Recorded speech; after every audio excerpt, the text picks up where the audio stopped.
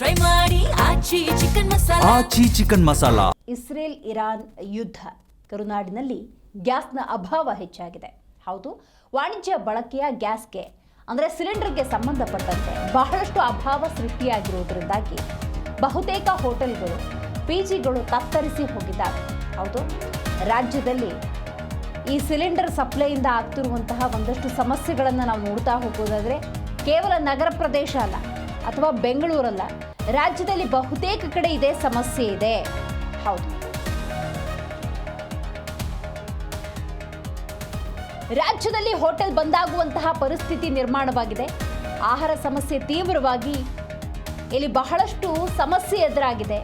ಯಾರನ್ನ ದೂರಬೇಕು ಅಂತ ಶಾಸಕ ರಂಗನಾಥ್ ಪ್ರಶ್ನೆ ಮಾಡಿದ್ದಾರೆ. ಮೋದಿಯದ್ದು ದುರ್ಬಲ ವಿದೇಶಾಂಗ ನೀತಿ ಅಂತ ಹೇಳಿ ಶಾಸಕರು ಇಲ್ಲಿ ಪ್ರಸ್ತಾಪ ಮಾಡಿದ್ದಾರೆ. ವಿಧಾನಸಭೆಯಲ್ಲಿ ಬಿಜೆಪಿಯಿಂದ ಇದಕ್ಕೆ ವಿರೋಧ ಕೂಡ ವ್ಯಕ್ತವಾಗುತ್ತೆ. ಸಂದರ್ಭದಲ್ಲಿ ಸದ್ದುಗದ್ದಲ ಹೆಚ್ಚಾಗಿದೆ. ಶೂನ್ಯ ವೇಳೆಯಲ್ಲಿ ಗ್ಯಾಸ್ ಅಭಾವದ ಬಗ್ಗೆ ಪ್ರಸ್ತಾಪವನ್ನ ಮಾಡಲಾಯಿತು.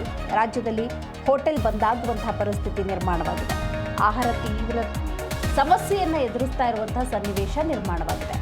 ರಾಜ್ಯದ ಸಮಸ್ಯೆಯಾಗಿ ಪರಿಗಣಿಸಿದೆ. ಯಾಕಂದ್ರೆ ಇರಾನ್, ಇಸ್ರೇಲ್, ಅಮೆರಿಕದ ಯುದ್ಧದ ಸನ್ನಿವೇಶದಲ್ಲಿ ಜಾಗತಿಕ ಮಟ್ಟದಲ್ಲಿ ಇತರ ಕಡೆ ಎಷ್ಟರ ಮಟ್ಟಿಗೆ ಸಮಸ್ಯೆ ಆಗುತ್ತೆ ಅನ್ನೋದಕ್ಕೆ ಇದೊಂದು ಸ್ಪಷ್ಟ ಉದಾಹರಣೆಯಷ್ಟೇ.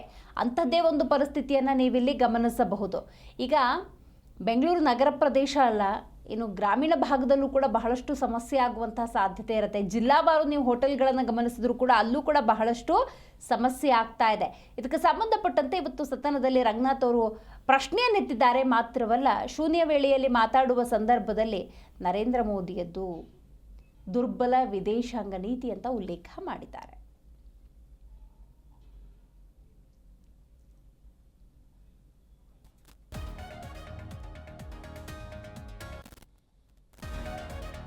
ಇರಾನ್ ಇಸ್ರೇಲ್ ಯುದ್ಧದ ಸಂದರ್ಭ ಕರುನಾಡಿಗೆ ಅದರ ಪರಿಣಾಮ ಯಾವ ರೀತಿ ಬೀರ್ತಾ ಇದೆ ಅನ್ನೋದಕ್ಕೆ ಇವೆಲ್ಲವೂ ಕೂಡ ಸ್ಪಷ್ಟ ನಿದರ್ಶನ. ಈಗ ವಾಣಿಜ್ಯ ಗ್ಯಾಸ್ ಸಿಲಿಂಡರ್ ಅಂದಾಗ ಡಿಪೆಂಡೆನ್ಸಿ ಹೆಚ್ಚಿರುತ್ತೆ. ಈಗ ಹೋಟೆಲ್ಗಳಿರ್ಬೋದು ಅಥವಾ ಪಿ ಜಿಗಳಿರ್ಬೋದು, ಎಲ್ಲೆಲ್ಲಿ ಸಿಲಿಂಡರ್ಗಳನ್ನು ಅತಿ ಹೆಚ್ಚು ಬಳಕೆ ಮಾಡ್ತಾರೆ ಅಲ್ಲಿ ಎಲ್ಲ ಕಡೆ ಬಂದ್ ಮಾಡುವಂಥ ಪರಿಸ್ಥಿತಿ ನಿರ್ಮಾಣವಾಗಿದೆ. ಕಳೆದ 2 ದಿವಸಗಳಿಂದ ಆಗ್ತಿರುವಂಥ ಬೆಳವಣಿಗೆಯನ್ನು ಗಮನಿಸೋದೇ ಆದರೆ ಬಹುತೇಕ ಕಡೆ ಹೋಟೆಲ್ಗಳನ್ನು ಬಂದ್ ಮಾಡಲಾಗಿದೆ. ಅಂದಾಜು ಒಂದು 30% ಬಂದಾಗಿದೆ ಅಂತ ಹೇಳಿದ್ರೂ ತಪ್ಪಾಗೋದಿಲ್ಲ.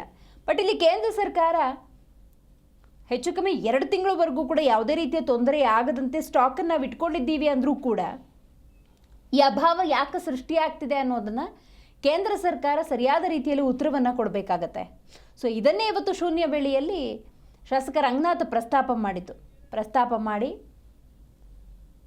ದೇಶದ ಪ್ರಧಾನಿ ನರೇಂದ್ರ ಮೋದಿ ಅವರದ್ದು ದುರ್ಬಲ ವಿದೇಶಾಂಗ ನೀತಿ ಅಂತ ಉಲ್ಲೇಖ ಮಾಡಿದ್ದಾರೆ.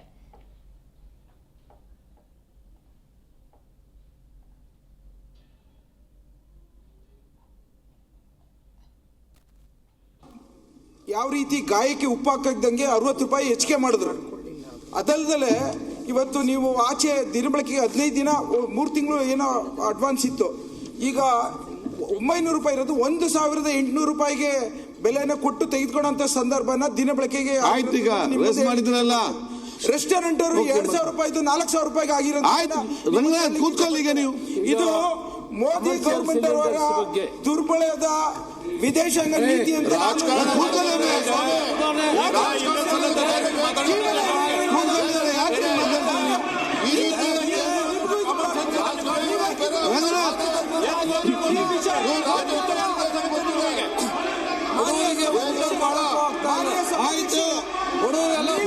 ಮಾಡ್ಕೊತಿದ್ದೀರಿ.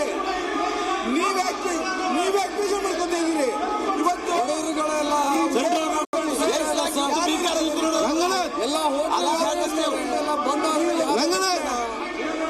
ಈಗ ಮಾನ್ಯ ಸಭಾಧ್ಯಕ್ಷರೇ, ಬೇರೆ ಸಂದರ್ಭ ಇರ್ತದೆ. ಯುದ್ಧ ನಡೆಸಿರ್ತಕ್ಕಂಥ ಸಂದರ್ಭದಲ್ಲಿ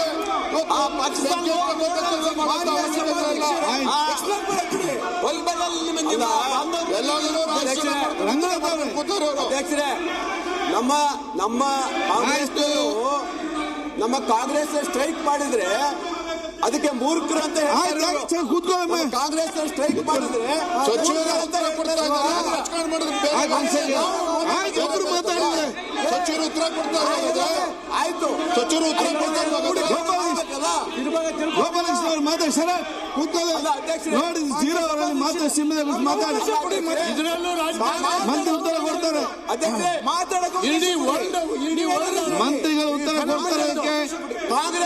ಆಯ್ತು ಓಕೆ ಆಯ್ತು ಕೂತ್ಕೊಳ್ಳಿ. ಸ್ಟ್ರೈಕ್ ಮಾಡಿದ್ರೆ ಮಂತ್ರಿ ಉತ್ತರ ಮಂತ್ರಿಗಳೇ ಮೋದಿ ಬಗ್ಗೆ ಎಷ್ಟು ಭಯ ಮಂತ್ರಿಗಳು ಉತ್ತರ ಕೊಡಿ. ಅರಗೋದಿಲ್ಲ ಅವ್ರಿಗೆ. ಮುಂಜಾನೆಯಿಂದ ಸಂಜೆ ಮೋದಿ ಮೋದಿ ಮೋದಿ ಜಪನ ನೀವು ಅಧಿಕಾರ ನಡೆಸೋ ಟೈಮಲ್ಲಿ ಸಿಕ್ಕಂತಿಲ್ಲ. ಆಯ್ತಪ್ಪ ಇವಾಗ ಮಾತ್ರ ಆಗ್ತದ. ಒಂದ್ ಸೆಕೆಂಡ್ ಈಗ ಅಲ್ಲಿ ಸಮಸ್ಯೆ ಬಗೆಹರಿಸಿಗೆ ನೋಡಿ ಈ ಚರ್ಚೆ ಬಿಡಿ ಕೂತ್ಕೊಳ್ಳಿ. ಒಂದ್ ನಿಮಿಷ ಸರ್ ಅಡ ಒಂದ್ ನಿಮಿಷ ಸರ್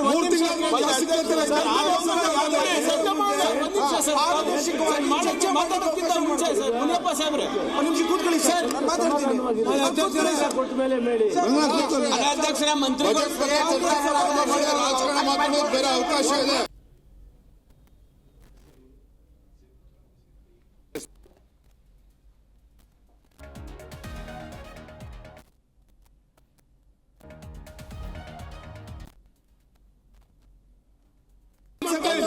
ಯಾವ್ದು ಒಬ್ರು ಮಾತಾಡಿ ಆಯ್ತು ಒಬ್ರು ಮಾತಾಡಿ. ಪೆಟ್ರೋಲ್ ಸಭಾಧ್ಯಕ್ಷರೇ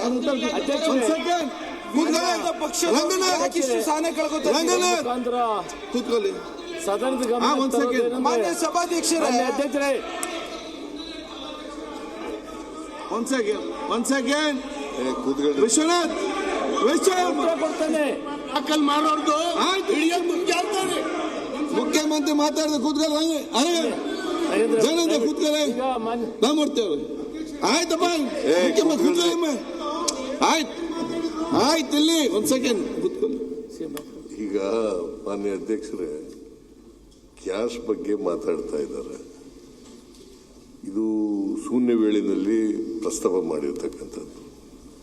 ಎಲ್ಲರೂ ನಿಂತ್ಕೋಬೇಕಾದಂತ ಅಗತ್ಯ ಇಲ್ಲ. ಒಂದ್ ಸೆಕೆಂಡ್ ಮಾತಾಡಿ ಬಿಡಿಯಪ್ಪ. ಇಲ್ಲಿ ಎಲ್ರಂದ್ರೆ ಎಲ್ಲರೂ ಬಂದ್ರು ನೀವು ಮಾತ್ರ ಪ್ರಸ್ತಾಪ ಮಾಡಿರೋರು ಅವರು ಉತ್ತರ ಕೊಡಬೇಕಾಗಿರೋರು ಫುಡ್ ಮಿನಿಸ್ಟ್ರು. ಇವತ್ತೇ ಮೀಟಿಂಗ್ ಮಾಡಿದ್ದಾರೆ.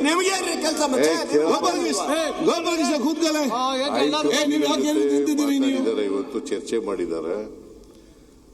ಅಲ್ಲಿ ಏನು ಆಯಿಲ್ ಕಂಪನಿಗಳವರು ಏನು ಹೇಳಿದ್ದಾರೆ ಅಂತಕ್ಕಂಥದ್ದನ್ನ ಪ್ರಸ್ತಾಪ ಮಾಡ್ತಾರೆ.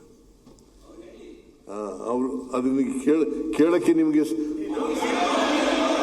ಹೌದು ಮತ್ತೆ ಹೌದು. ಇವತ್ತು ಒಂದ್ ಸೆಕೆಂಡ್ ಈ ಗ್ಯಾಸ್ ಸಿಲಿಂಡರ್ಗಳನ್ನ ಕೊಡ್ತಕ್ಕಂಥವ್ರು ಯಾರ್ರೀ? ಕೇಂದ್ರ ಸರ್ಕಾರ ಅಲ್ವಾ? ಒಂದ್ ಸೆಕೆಂಡ್ ನೀವು ಯಾಕೆ ಉತ್ತರ ಕೊಡ್ತೀರಿ ಇವ್ರೆ? ಕೇಂದ್ರ ಸರ್ಕಾರ ಮೆಟ್ರೋ ಒಂದ್ ಸೆಕೆಂಡ್ ಯಾಕೆ ಬರುತ್ತೆ ಈಗ ಸುಮ್ಮನೆ ಎಲ್ಲಕ್ಕೂ ಎಲ್ಲರೂ ನಿಂತ್ಕೊಳ್ಳೋದು ಯಾಕೆ ಅಲ್ಲಿ ಕೂತ್ಕೊಂಡು ನೀವು ಮಾತಾಡ್ತಿರಲ್ಲ? ಉತ್ತರ ಹೇಳಕ್ಕೆ ಅವ್ರು ಅವಕಾಶ ಕೊಡಿ. ಅವ್ರ ಕಡೆ ಕೂತ್ಕೊಂಡು ರಂಗನಾಥ್ ಸಿಡೋ ನೋಡಿ ಸಿಲಿಂಡರ್ ಬೆಲೆ ರಾಮನಾಥ್ ಕೂತ್ಕೊಂಡು ಮಾತಾಡಿದ್ದೇನೆ. ಕೇಂದ್ರ ಸರ್ಕಾರ ಕನ್ಸರ್ನ್ ಮಿನಿಸ್ಟರ್ ಎಂತ ಸಿಂಗ್ ಅವರು ಹರ್ದೀಪ್ ಸಿಂಗ್ ಪುರಿ ಅವರು ಹೇಳಿರ್ತಕ್ಕಂಥದನ್ನ ಪ್ರಸ್ತಾಪ ಮಾಡಿದ್ರು. ಅದನ್ನ ಕೇಳಕ್ಕೆ ನಿಮಗೆ ವ್ಯೈಧಾನ ಇಲ್ಲ. ಒಬ್ಬರು ಮಾತಾಡಿಯಪ್ಪ. ಯಾಕೆ ಇವೆಲ್ಲ ಪತ್ರಿಕೆಲೆಲ್ಲ ಬಂದಿದೆ. ಸದನದಲ್ಲಿ ಹೇಳಿದ್ರು ನೋಡಿ ಸರ್. ಜಗತ್ತಿಗೆ ಬಂದಂತ ಪರಿಸ್ಥಿತಿ ಕೇಂದ್ರ ಸರ್ಕಾರ ನಾವೆಲ್ಲರೂ ನಡ್ಕೊಳ್ಬೇಕು. ಕೇಂದ್ರ ಸರ್ಕಾರ ಗ್ಯಾಸ್ ಸಿಲಿಂಡರ್ ಸಪ್ಲೈ ಮಾಡೋರು ಯಾರ್ರಿ? ಗ್ಯಾಸ್ ಸಿಲಿಂಡರ್ ಸಪ್ಲೈ ಮಾಡೋರು ಯಾರು? ಗ್ಯಾಸ್ ಸಿಲಿಂಡರ್ ಸಪ್ಲೈ ಮಾಡೋರು ಯಾರು? ಚಂದ್ರಪ್ಪನವರೇ ಗ್ಯಾಸ್ ಸಿಲಿಂಡರ್ ಸಪ್ಲೈ ಮಾಡೋರು ಯಾರಪ್ಪ? ಗ್ಯಾಸ್ ಸಿಲಿಂಡರ್ ಸಪ್ಲೈ ಮಾಡೋರು ಯಾರ್ರಿ? ಕೇಂದ್ರ ಸರ್ಕಾರ ಅಂದ ತಕ್ಷಣ ನಿಂತ್ಕೊಬಿಡೋದು. ಕೇಂದ್ರ ಸರ್ಕಾರ ಕೂತ್ಕೊಂಡು ಮಾತಾಡಬೇಡಿ. ಮತ್ತೆ ಯಾರೊಬ್ರು ಮಾತಾಡಿ ಹೇಳ್ತಾರೆ. ಈಗ ಈ ದೇಶದಲ್ಲಿ ಉತ್ಪತ್ತಿ ಆಗಲ್ಲ ಸರ್ ಒಂದೇ ನಿಮಿಷ ಸರ್ ಒಂದು ನಿಮಿಷ ಸರ್ ಈಗ ಸರ್ ಮಾನ್ಯ ಆಯ್ತು, ಸಭಾಧ್ಯಕ್ಷರೇ, ಸರ್ ನಿಮ್ಮ ವಾರ್ ನಿಲ್ಸಿ ಅಲ್ಲಿ ಮತ್ತೆ ನೋಡುವ. ಸರ್ ಮಾನ್ಯ ಸಭಾಧ್ಯಕ್ಷರೇ, ಮಾನ್ಯ ಅಧ್ಯಕ್ಷೆ, ಯುದ್ಧದ ಸಂದರ್ಭದಲ್ಲಿ ಗ್ಯಾಸಿನ ಕ್ರೈಸಿಸ್ ನಿರ್ಮಾಣ ಆಗಿದೆ ಅನ್ನೋದನ್ನ ನಾವು ಒಪ್ಕೊಂಡಿದ್ದೀವಿ. ನಮಗೂ ಅದ್ರ ಬಗ್ಗೆ ಆತಂಕ ಇದೆ. ಇದು ಯಾವುದೋ ಒಂದು ಸಮಸ್ಯೆ ಅಲ್ಲ, ಯುದ್ಧದ ಕಾರಣಕ್ಕಾಗಿರುವಂತ ಸಮಸ್ಯೆ. ಮಾನ್ಯ ಎಲ್ಲ ದೇಶಗಳಲ್ಲಿ ಆಗಿದೆ. ಮಾನ್ಯ ಸಚಿವರು ಬಹಳ ಸರಿಯಾಗಿ ಆನ್ಸರ್ ತಗೊಂಡಿದ್ರು. ಈಗ ಮಿತವಾಗಿ ಬಳಸಬೇಕು, ದಾಸ್ತಾನು ಮಾಡಬೇಡಿ ಅಂತೇಳಿ ರೈಟ್ ವೇಲ್ ತಗೊಂಡಿದ್ರು. ನಡುವೆ ಇದನ್ನ ರಾಜಕಾರಣ ಮಾಡ್ಲಿಕ್ಕೆ ಹೊರಟಿದ್ರು. ಯುದ್ಧ ಸಂದರ್ಭ ಆದಾಗ